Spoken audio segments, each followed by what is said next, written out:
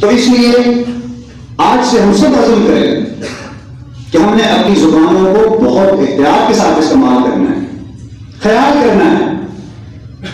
اور یہ آج میں نے موضوع کا انتخاب اس لیے کیا کہ پچھلے 2-4 دن پہلے خیر آباد میں جو المناک واقعہ پیش آیا اور جس کے نتیجے میں تھانہ خیر آباد کے اندر ہزاروں لوگوں کا ایک ہجوم گیا اور اتنا مشتعل ہجوم کہ اگر اس کو کنٹرول نہ کیا جاتا تو خدا جانے وہ کیا کر دیتا.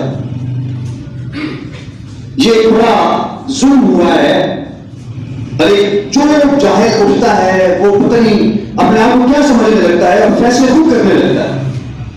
تو آج کی اس جمعہ مبارک کے موقع پر میں انتہائی شدید مذمت کرتا ہوں پرزور الفاظ میں جو واقعہ پیش آیا اور نیشنل بینک کے مینیجر کو جو قتل کیا گیا دراصل وہ شہید ہیں. بہت بڑا ظلم ہوا ہے. کیا آپ سب مذمت کرتے ہیں؟ اور دوستوں کوشش کیجیے خدا کے لیے. میں یہ بات اس لیے کر رہا ہوں کہ پچھلے 15 سال سے میں یہاں پر آپ کے سامنے مخاطب ہوتا ہوں. آپ گواہ رہنا میرے منہ سے کبھی کوئی ایسا لفظ نکلا ہو تو میں مجرم ہوں. میں نے ہمیشہ یہی کہا ہے کہ اتحاد و اتفاق کے ساتھ رہنا ہے، بین المسالک ہمانگی کو فروغ دینا ہے، نفرتوں کو ختم کرنا ہے. آج پڑھا لکھا طبقہ آج تعلیم اور ٹیکنالوجی کی دنیا ہے، اس نے لوگوں کے اندر بہت شعور پیدا کر دیا ہے اور جو لوگ تعصب اور شدت پسندی کو فروغ دیتے ہیں لوگ ان سے نفرت کرتے ہیں اور کرنی چاہیے.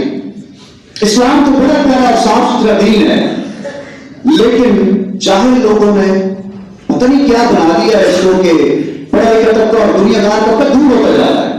تو اس لیے میرے بھائیوں بار بار یہاں سے یہی گزارش ہوتی ہے کہ تعصب شدت پسندی اور فرقہ پرستی اس سے بچا جائے اور اپنی زبان کو بہت زیادہ کنٹرول میں رکھا جائے. کہ مبادہ اس سے کوئی ایسی بات ہے اونچی آواز میں بات بھی نہیں کرنی چاہیے. آقا کریم صلی اللہ علیہ وسلم کی سیرت کیا ہے؟ نرم لہجے میں دھیمے الفاظ میں آپ بات کریں. ہم بولتے بولتے وہ اپنی آواز کو لاؤڈ کر دیتے ہیں اور اس کے نتیجے میں خرابیاں جنم دیتی ہیں، لڑائیاں جنم دیتی ہیں، نفرتیں.